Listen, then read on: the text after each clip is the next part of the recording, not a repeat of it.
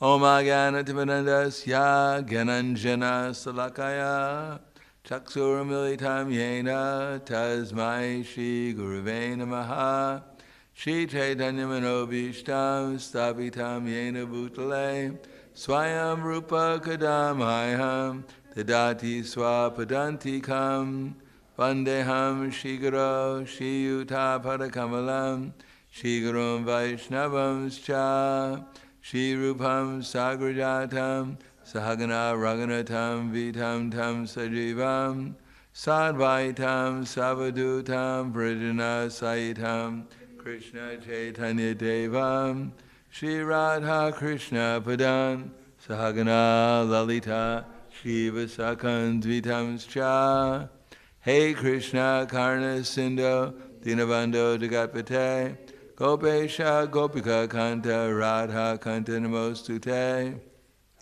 Kanchana Gaurangi Radhe Vrindavaneshwari Vrishubhanu Sudadevi Pranamami Hari Priye Vanchakapa Trubhyascha Kripa Sindhu Vyevascha Patidanam Bhavanebhyo Vaishnavebhyo Namo Namaha Shri Krishna Chaitanya Pranityananda Shri Advaita Gadadhar Shivasadi Gaur Bhaktivinoda Hare Krishna Krishna Krishna Hare Hare Hare Rama Rama Rama Hare Hare Om Namo Bhagavate Vasudevaya Om Namo Bhagavate Vasudevaya Om Namo Bhagavate Vasudevaya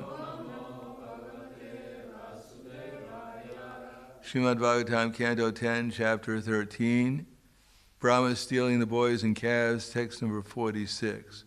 Tavat sarve vatsapala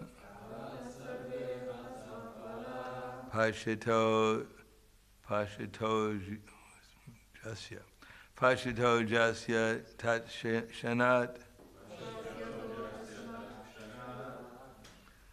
Yadrishanta gana shaima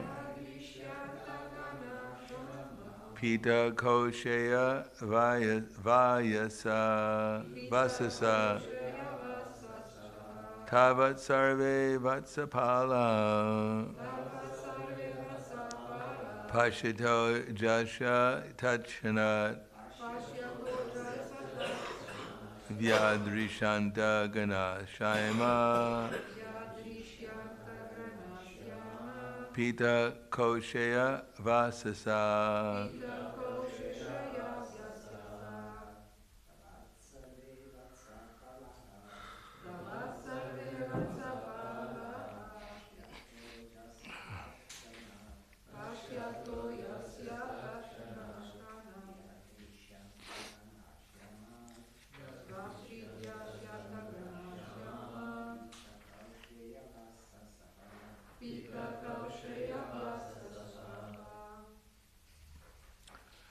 One of the ladies can chant.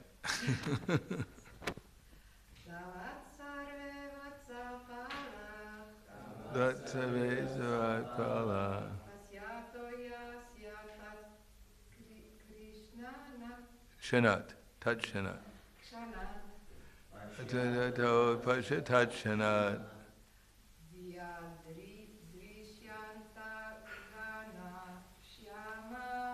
Yadrishanta gana shaima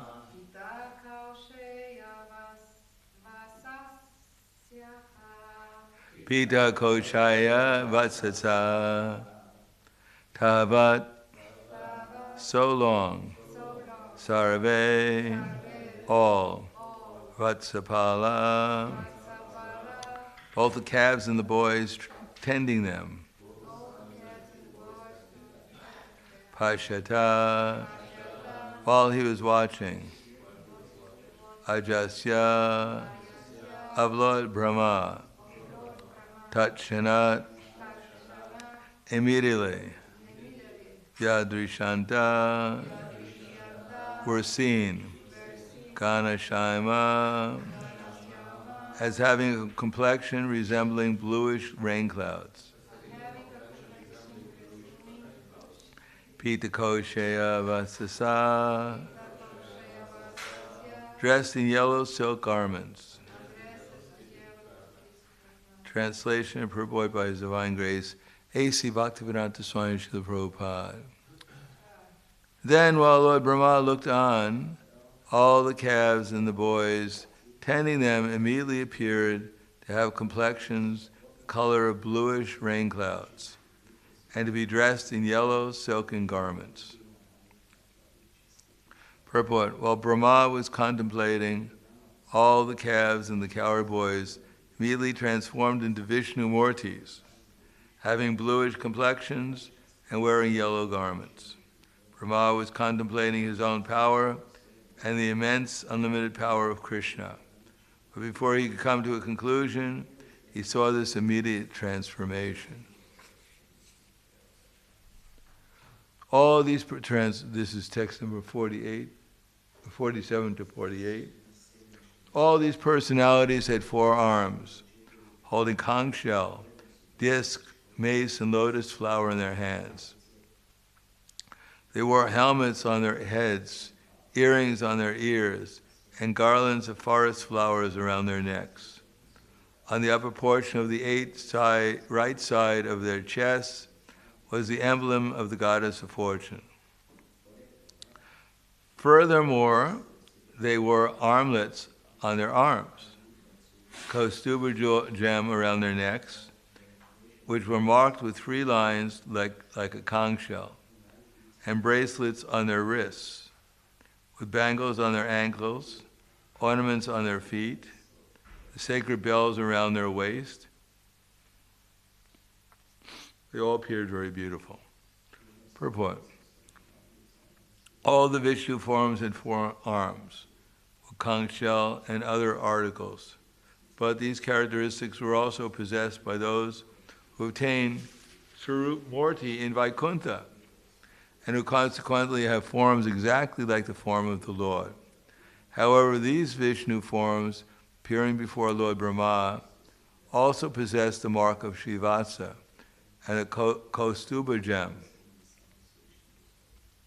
which are special characteristics possessed only by the Supreme Lord Himself. This proves that all these boys and calves were in fact directly expansions of Vishnu, the personality of Godhead, not merely His associates of Vaikuntha. Vishnu Himself is included within Krishna. All the opulences of Vishnu already present in Krishna, and consequently, for Krishna to demonstrate so many Vishnu forms was actually not very astonishing. The Shivatsa mark is described by the Vaishnava Toshini as being a curl of fine yellow hair on the upper portion of the right side of Lord Vishnu's chest. This mark is not for ordinary devotees. It is a special mark of Vishnu or Krishna. Text 49. Every part of their bodies, from their feet to the top of their heads, was fully decorated with fresh, tender garlands of tulsi leaves, offered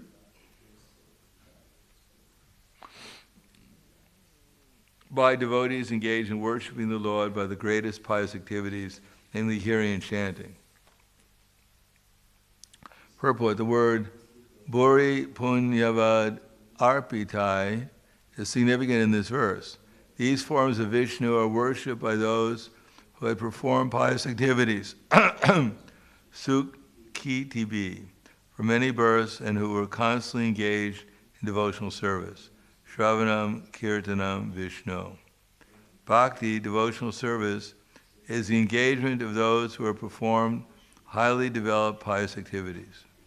The accumulation of pious activities has already been mentioned elsewhere in the srimad-bhagavatam, where Shukadeva Goswami says, Itam satam brahma sukhanubhutya tasyam gatanam paradaivatena maya shritanam naradarakena sakam vijaru krita punya punja. Those who are engaged in self-realization appreciating the Brahman effulgence of the Lord, and those who are engaged in devotional service, accepting the Supreme Personality of Godhead as Master, as well as those who are under the clutches of Maya, thinking the Lord an ordinary person, cannot understand that certain exalted personalities, after accumulating volumes of pious activities, are now playing with the Lord in friendship as cowherd boys. In our Krishna Balaram temple in Vrindavan, there is a tamal tree that covers an entire corner of the courtyard. Before there was a temple, the tree was being neglected, was lying neglected. But now it is developed very luxuriously, covering the whole corner of the courtyard. This is a sign of Buri Punya.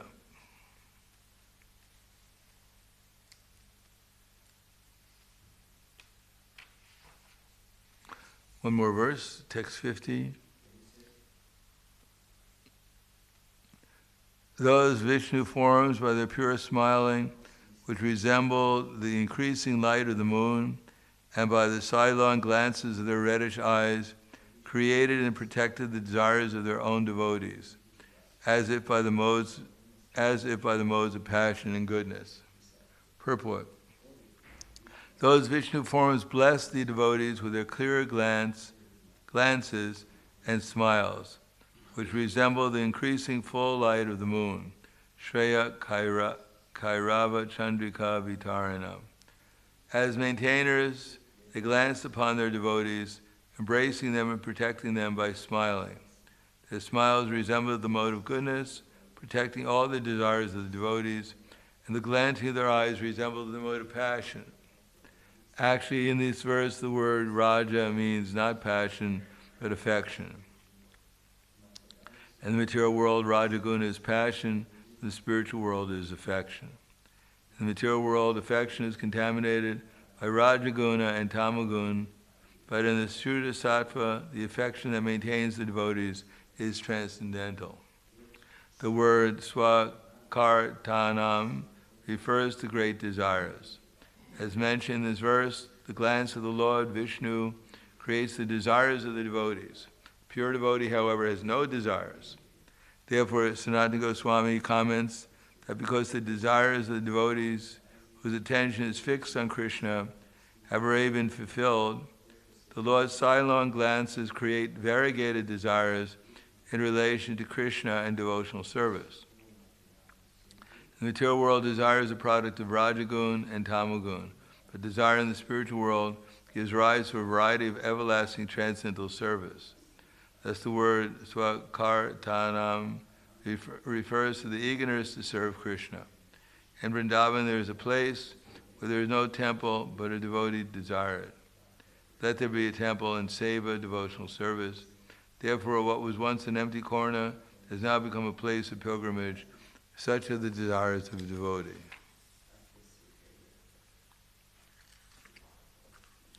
Namo Vishnu Padaya Krishna Prasthaya Bhutale Srimate Bhakti-vedanta Swami Namane Namaste Saraswati Deve Gauravani Pacharane Nirvishesha Srinivadi Paskadyade Sadarne Urdvamalam Ashvatam Prahur Avyayam Chadamsi Yasya Parnarni Yes Tvam Veda Savedavit.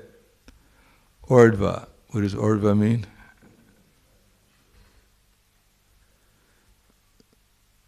Urdvam Mulam. What does Mulam mean? Mula. Dasa Mula. What's that? No, that's Bija. Mula, Dasa Mula means root. Urdvam means up. Urdvam Mulam Ada. Ada. What's the opposite of up?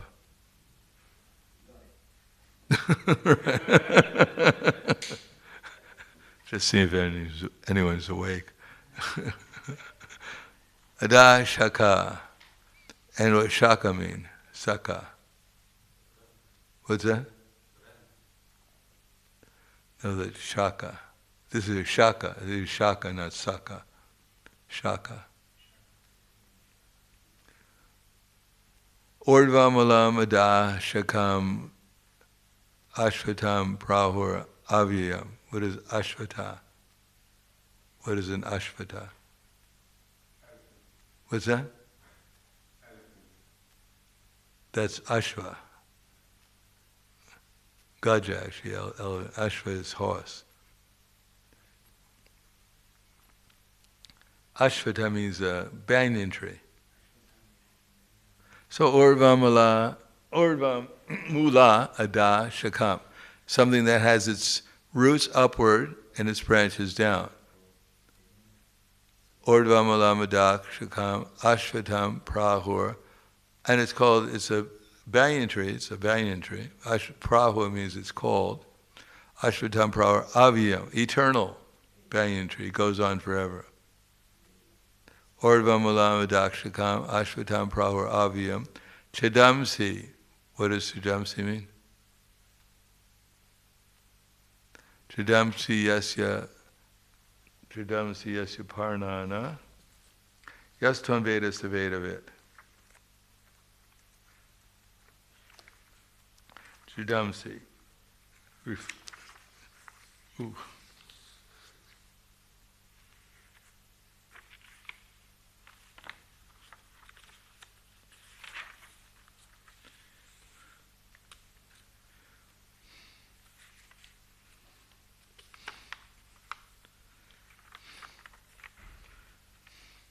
The Vedic hymns. Yasya parnani, of whom the leaves. So, the Vedic hymns are its leaves. So there's a banyan tree, which has its roots upward and its branches down, and the Vedic hymns are its leaves. Urdvamala dakshakam ashvatam prahur avyam chadamsi yasya parnarni yes tvam vedas vedavit. And one who knows this tree is said to be the knower of the Vedas. So what tree is that? What tree is being described? What's that? Are you sure?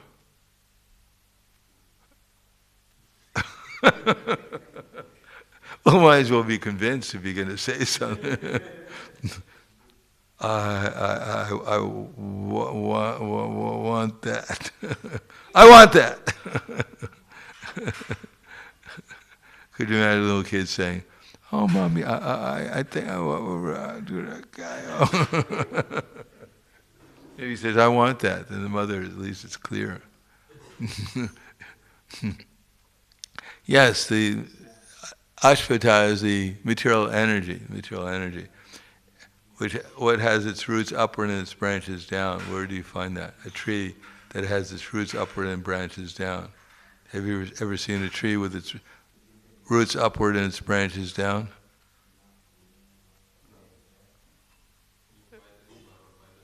Yes, by the lake. If you go to a lake, well, whatever seems to be the roots, the beginning of the tree, they're up.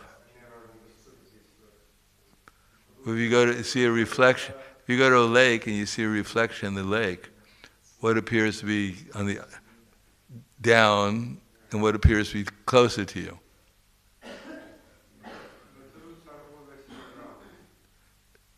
It's talking about where it's connected to the earth. As far as you can see, you can't see the roots anyhow. But anyhow, you can see that where the roots would be are closer to you. So they're up, and the other parts of the branches are all down. They're down away from you. Yes? You think Krishna got it wrong? He's been speaking this eternally, rightly speaking. He got it down pretty well. We have to adjust our brain to understand it. Not that, hey Krishna, I think you got it wrong. Next time you speak Bhagavad Gita, maybe you should modify it a little bit.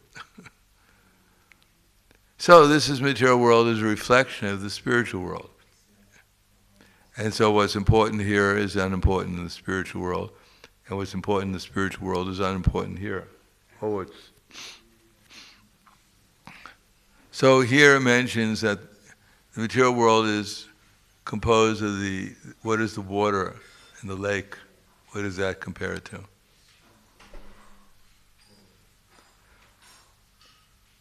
Sattvam rajas tamayiti guna prakriti sambhava nibbannanti mahabaho dehe dehinam avyam. The material nature consists of what? The three modes of material nature. Or this body consists of the three modes of material nature. Sattvam rajas tamayiti guna prakriti sambhava. So material nature is composed of the three modes of material nature.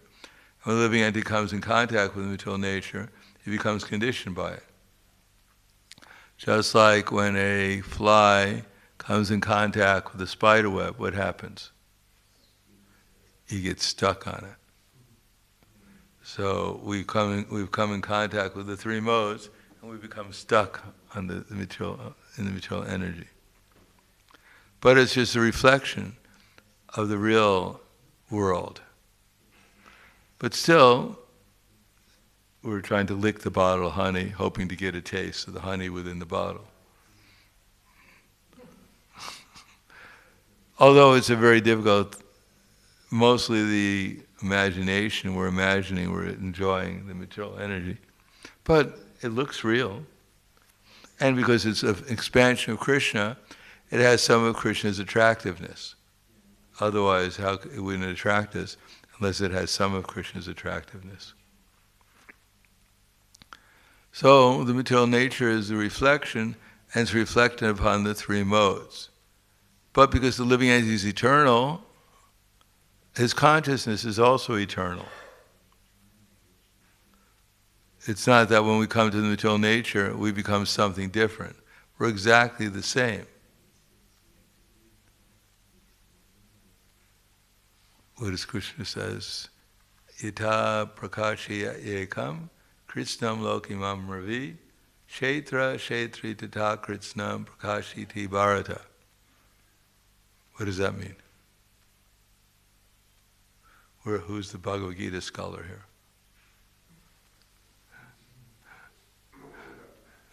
You are? What does prakashiti mean? What does prakash mean? To illuminate. Yata prakashi ekam. Yata prakashi ekam. Krishnam lokim imam rivi. Kshetra kshetri tita Krishnam prakashiti bharata. Just like the sun illuminates one within the body, so the living entity within the body illuminates the entire body by consciousness. Yata prakashya yeka Krishnam, the whole. Lokam, universe. Imam, Ravi. Who's Ravi? The sun, yes, Ravi. So just like the sun, Eka is one within the Krishnam, the whole universe. Lokam, actually, Lokam, the Krishna means the whole. So just like the whole universe is illuminated by the sun. So, yata prakashi ekam Krishnam lekam mamri. Kshetram, kshetri. What is kshetram? Or, in this particular case, the body, yes. Kshetri, this body. Kshetram, kshetri, the soul. Kshetram, kshetri, tata Krishnam. So the whole, prakashiti bharata. So the soul within the body illuminates the entire body with consciousness. So the soul has not changed at all. Nothing has changed, except that he's been put into the three modes of material nature. And therefore his experience has changed. Just like if you mix sweet rice with sand, the sweet rice is still there, but the sand doesn't make it taste, it won't taste very good, the sweet rice, if it has sand in it. So similarly, the living entity, when he becomes mixed up with the modes of material nature, his original experience changes. So here it says when the mode of passion mixes up with the original affection of the living entity, it becomes material desire. Material desire for, instead of loving affection for Krishna, pleasure, it becomes mixed up with desire for material enjoyment, which is material energy, is anything but enjoyable for the soul. It becomes, mostly it's the lust that afflicts the soul. Abritam gyana etena, gyanino nityavarena, kama rupena kondeya, dusprena, analena cha. Thus a man's pure consciousness is covered by his eternal enemy in the form of lust, which is never satisfied and which burns like fire. So the soul experiences lust in the material world. Instead of pure love, he experiences lust. That's called material desire, is lust. And therefore his original affection or love gets mixed up, and he doesn't experience actual love or affection anymore. He experiences lust. And his happiness is in satisfying the lusty desires he has. And when he can do that consistently, it's called greed. When he can't do it anymore, it's called anger. So lust transfers to different material experiences or emotions. So here it says that Krishna in the form of Vishnu, in his Vishnu forms, he was smiling. And what does the smiling create? Does anyone remember what the smiling creates? Does it create anything, his smiling? Does anyone remember what is the difference between Krishna and his associates? How can you tell if it's associate? How can you tell if I was Krishna or if I was one of his associates? How would you know? If someone walked in here with 4 arms, carrying a conch shell wheel, disc, and lotus flower, how would you know if he was Krishna or not? What's that?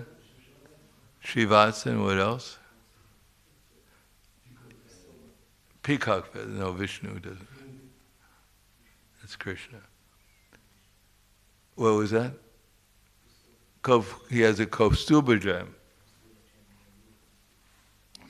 So if someone says that Krishna, you should ask them, or Vishnu, you should ask them for can you show me your Kaustubha gem? I'll trade you for a garland. And so that's the clear glances and smiles. So his smiles, the full moon light of the moon, resemble the mode of goodness, protecting all the desires of the devotees. So Krishna's smiles keeps the devotees protected from the modes of material nature. They're so sweet that one doesn't want anything else but to see Krishna smile. And his glances are compared to what? What mode of nature? Mukunda.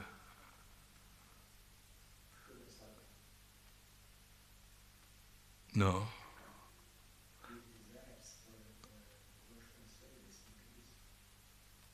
It's all right, but what does it say here? What is his glance compared to? Which mode of material nature? Rajas, yes. But in reality, what is it? Affection, yes. It's actually love.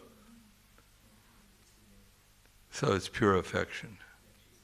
And when pure affection gets mixed up with Rajagun in the material world, it becomes lust. It resembles affection, but it's actually just this material desire to gratify the urges of the senses. Therefore, if one wants to receive Krishna's glance, to become eligible, then Krishna says, Yehi samsparshada boga, dukkha yona evate, adyanta vante konteya na teshu ramate buddha. An intelligent person doesn't take part in the sources of misery, which are due to contact with the material senses with their objects. Such pleasures have a beginning and end, and the wise man, O son of Kunti, doesn't delight in them. Shaknoti haiva yaksho dum praksharira vimokshana kama kroda bhavan vegam sukta sasukinara. Before giving up this present body, one is able to check the forces of desire and anger. He's said to be a yogi and is happy in this world. I wonder if I got that one. Shaknoti haiva yakshodu praksharira vimokshana kama kroda bhavan vegan sukta sasukinara. See what chapter is that? 5.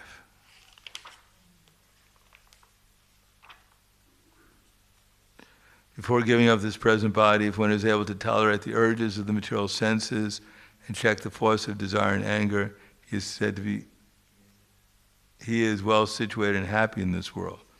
So in other words, in order to invite the glance of affection for Krishna, we have to tolerate our desires to serve our senses, our lust, and shaknoti haiva praksharira mokshana kama kroda bhavan vegan yukta sasakinara. Our desire to serve our lust and anger, we have to tolerate attachment and aversion. Then we become eligible to receive the glance of affection for Krishna. Otherwise, then we're just absorbed, our consciousness is absorbed in serving lust, anger, greed, etc., illusion.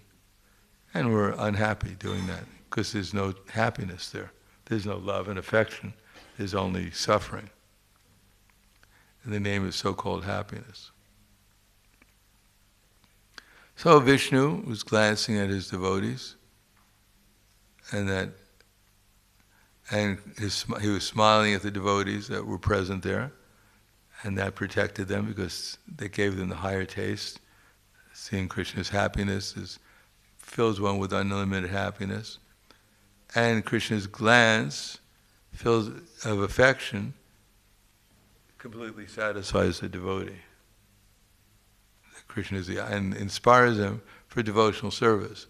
So devotional service is not inspired just by hearing theoretically that Krishna is God and we should surrender. Because there's so many people who are better than we are, superior, and we don't surrender to them. Why should we surrender to Krishna?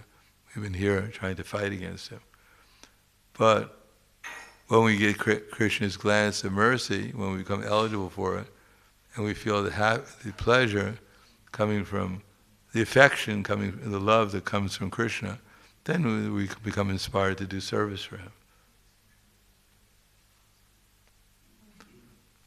Sometimes people are intellectual and they can understand, but unless they use their intellect, their intelligence, and they serve, unless they do it in the right way, and unless they get the higher taste, some feeling of affection coming from Krishna, either directly or through his devotees, then their intellect, they don't get what they're looking for, they'll give up devotional service.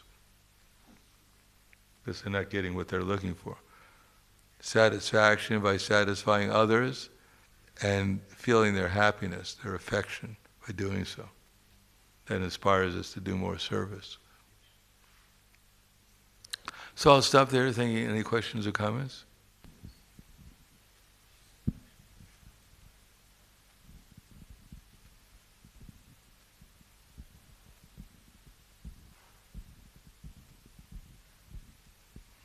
So we don't have to, yes.